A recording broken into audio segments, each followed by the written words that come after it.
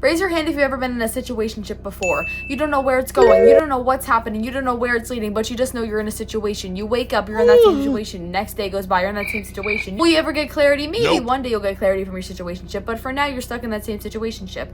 You're stuck pondering. Don't worry, baby. Situationships happen to the best of us. But in the grand scheme of things, what even is a situationship? Where do these terms come from? You know, I didn't hear freaking Edgar Allan Poe write about situationships. I heard him write about Annabelle Lee. I heard him write about him and his 13-year-old cousin. Him and his 13-year-old cousin that had a bit of an ambiguous relationship, but people didn't really know what was going on there. Now, I guess you could consider Edgar Allan Poe and his 13-year-old cousin a little bit of a situationship, if you will. From, I don't know what this term stems from, but you know what? It's a term that I've seen all over and I hear every single day of my life, which is exactly what we're going to be talking about today. We're going to be talking about all the terms that the internet likes to give relationships and all the rules. I see this thing now and it says that social media killed romance, and I kind of wonder, I'm like, did social media really kill romance? And I'm just going to say it right now. No.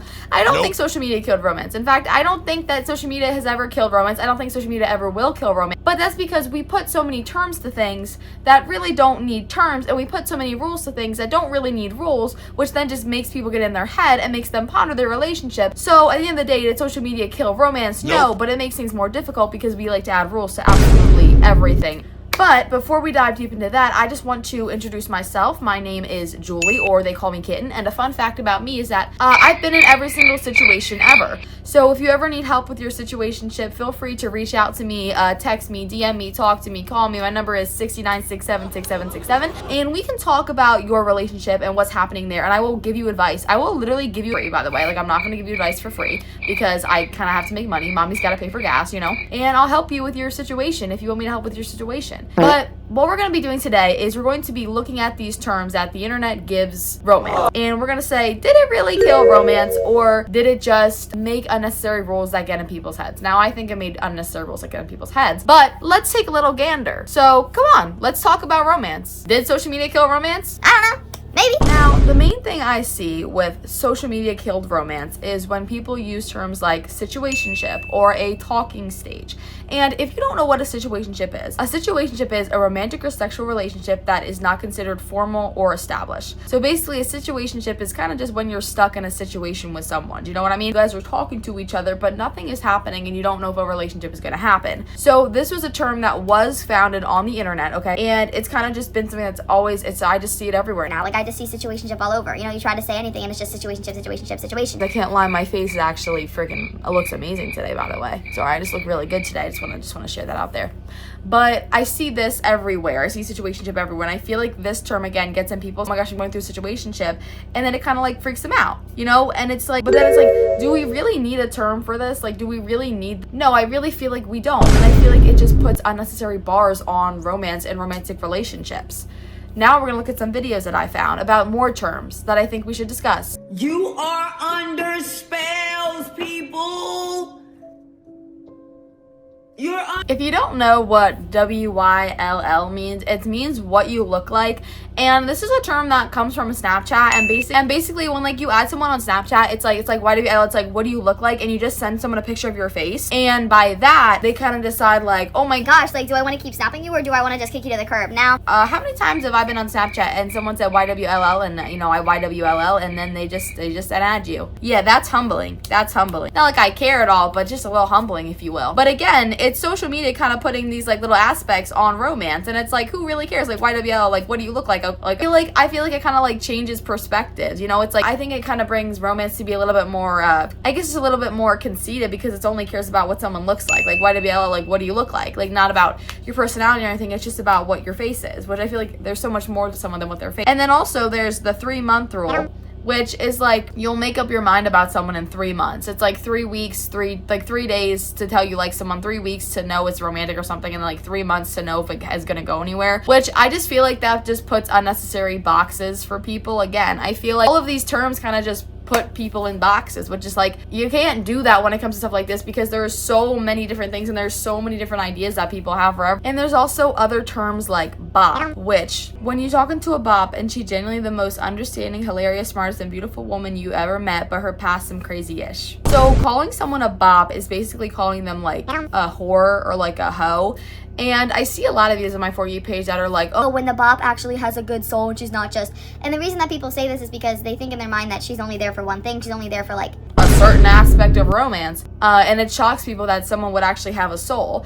And this just bothers me because, of course, that woman has a soul. Of course she has a personality. Of course she believes things. Of course she has value. Even if someone, you know, goes out and they go and do these things, that does not mean that they don't have a soul. They don't have values to what they believe. And so one side to say that just because a woman is a bop, that means she doesn't have feelings or she's not smart or she's just there for one thing. I'm actually gonna get angry at this because that actually makes me so mad. I hate when a man calls a woman a bop. That actually like bothers me so bad. Like, who are you calling a woman a bop? Calm down. Calm down. Look. When you laughing with a bop and she has a good personality but is unsavable, so I shouldn't get attached. Basically, they're saying, oh yeah, like she's actually not a cool person, but like I shouldn't get attached because she's a bop and she's just gonna bop around. Why do we put these people in these categories and put these people in a term? Why do we force them in this little box and say, you know what? No, you're a bop. You're a bop. You can't be loyal. You can't have this. You can't have that. I will never ever understand that. I feel like that is so rude. I think that it's just like, if you like someone, then you like someone, and it's like, sorry, I will actually get mad. I have very strong opinions when it comes to this, and I am not afraid to share. I'm not afraid to share when it comes to this. This video makes me so mad. Falling in love with a bop is one of the most canon events in life that everyone has to go through, and if it hasn't happened to you yet, just know that it's coming for you. So run and hide, little one. But just know that you can't escape it. Seriously though, falling in love with a backseat warrior, A fucking slurp and burp demon. a parking lot.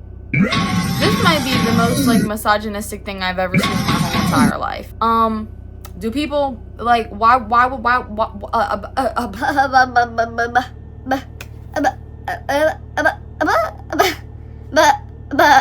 gonna clock your I'm gonna go to your house, I'm gonna punch this man in his face, but I'm also just gonna say that like that is so rude. And I saw the comments of this video and people are like, yeah, I agree with that. Jump off a bridge. No, don't actually jump off a bridge. I'm sorry, but it's just so rude a way of thinking. And there's also like nonchalant, and it's like, oh, someone wants a man who's gonna be like nonchalant and doesn't show his feelings, and there's like this whole like nonchalant versus chalant thing, and people are like, I want someone who's chalant, I want someone who's nonchalant. It says, genuinely, can men just stop being so boring and underwhelming and like nonchalant and just lacking any semblance of charm or emotional intelligence? Like, it's actually getting so old. I'm not trying to be a man hater anymore, but y'all forced me to be this way. Now, don't get me wrong, am I a man hater too? Yes, but I also feel like, again, we're putting people in these boxes. It's the same thing with the bop thing. We're saying that like, oh, it's a man, like he has no emotional intelligence, but some men do have emotional intelligence. Now, is it a lot less than there is? Yeah, there's not a lot. But you know what? You can't say that all men are boring and underwhelming, because all men aren't boring, okay? And all men aren't nonchalant. There's a lot of people in the world. There's a lot of people that are chalant and are these things. But I feel like, again, putting these people in these boxes, they're putting them in a box and they're saying, no, you're nonchalant. You're not this. You want a nonchalant man. What is wrong with showing your emotions? There's nothing wrong with showing your feelings and showing how you feel. You know what I mean? Like, there's nothing wrong with that. How it feels trying to make a nonchalant guy realize you actually like him for him. It's just like social media, especially TikTok, perpetuates this thinking of like, oh, nonchalant, 3-month rule, talking stage. It has all these things, all these rules, all these boxes.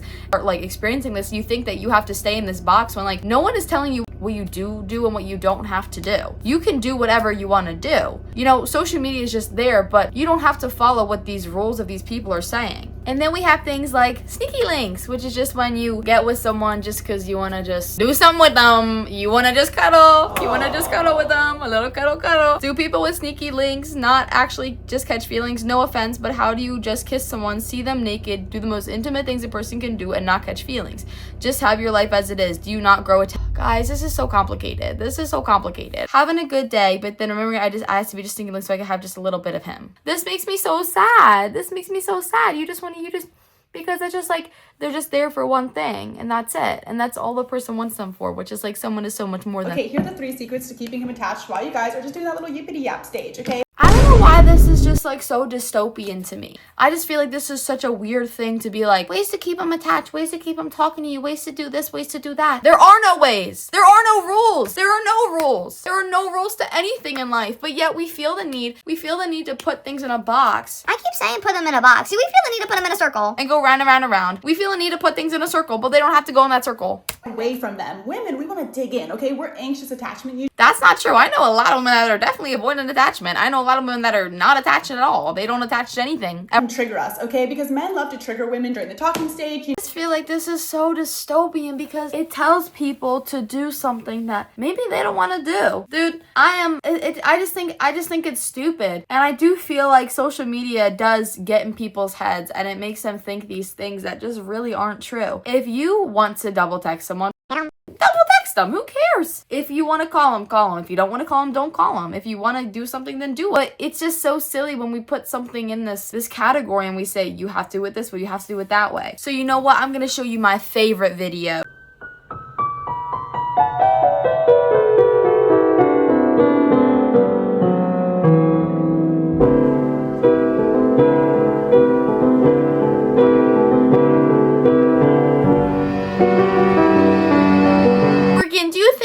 And freaking Carl had a talking stage. No, you know what they did? They survived the freaking zombie apocalypse together, and that's what they did together. We create all of these terms for something that we feel we need to categorize and say it's this way or that way. There's no rules, and there's nothing that you have to do. And I think social media says that things have to be this way, they have to be that way. If this is, you need to 3 ways to keep them attached, 3 ways to keep her attached. Here's what to do, here's what not to do. Yeah, you don't have to do that, by the way. You can do whatever you want because it's your life. You know, I just think it's so stupid I do think that social media gets in people's heads. I think that's the worst thing. So no, I don't think social media killed romance, but I think it killed critical thinking when it comes to romance. Why ask TikTok what you want to do when something happens and just do what you want to do? I think the worst thing someone can do is not say what they feel. Bottling up your emotions and hiding things and holding things inside will always be the worst thing. I think not telling someone how you feel, not saying what you want to say you will always carry more regret than actually just saying it. I spent a lot of time when I was younger not saying what I truly feel and not how I felt. And now I kind of just say how I feel and I feel so free. If I want to tell someone something, I'm gonna say it because life is short and time is fleeting. So why would I spend all my time not telling someone what I feel when it's what I feel and they can know it too? And you know what? If they don't feel the same, then they don't feel the same and I move on. Life isn't always gonna be 100% all the time, but what you do get is you get days where you learn and you realize more about yourself and you realize more about maybe someone else, and what happens will help shape your future. And not to get freaking philosophical up in here, but I'm kind of like Aristotle today, if you will. I'm kind of like spewing out a little bit of good advice here. My advice is to just love who you love. And if that's platonic, if that's romantic, if that's just, I don't know, maybe you just love your cat, then just do that. And don't let social media get in your head and tell you, oh, you can't do this, you can't say that, don't do this, don't do that, because do what you want to do. I mean, don't not look to social media for advice because there is some good stuff on there, but don't have it be your end all be all. Humans love what humans love, and there are no rules when it comes to love. When you have a genuine connection with someone or something, that's just when it matters. So social media did not kill romance. People did. No, I don't think romance is ever gonna die. I think that's something that actually will never ever, I don't think that's ever gonna go away. So that's just my little 2 cents into this topic that I have no right really put my 2 cents in, but I just wanted to put my ideas in there because I saw this and I've been wanting to make a video out of it for a while. So this was They Call Me Kitten or Julie, and I want to say that, you know what? I love you. I love you. ILY. So boom. And I hope you have the most amazing day. And don't forget to tell someone how you really feel, because life is short. You never know what could happen in 2 minutes or 22 minutes or 2 hours or 20 days, or you don't know what could happen. So just do it. Just do it. I love you. Goodbye. Bye.